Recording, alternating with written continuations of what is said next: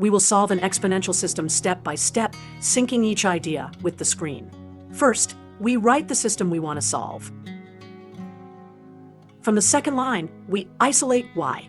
We get y equals 3 minus x. We'll use this in a moment. Now substitute y equals 3 minus x into the exponential equation.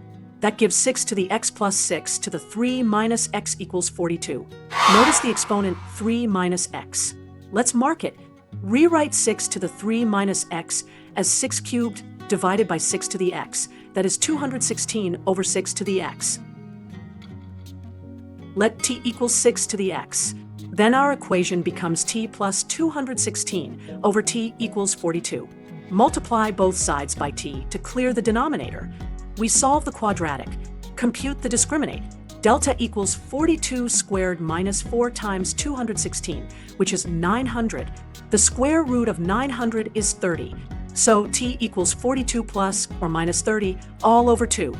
Since t equals 6 to the x, t equals 36 gives 6 to the x equals 6 squared.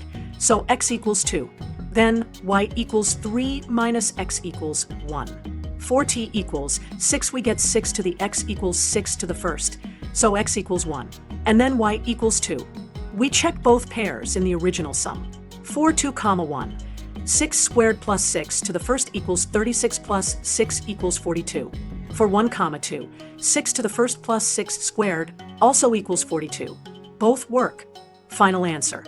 The solutions are the ordered pairs 2, 1 and 1, 2.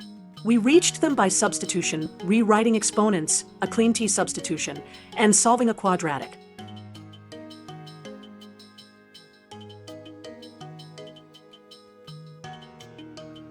Thank you for watching. Tap like, share, and comment, and then follow and subscribe for more quick problem-solving tips. Let's make maths simple. One video at a time only on MyVerse Maths.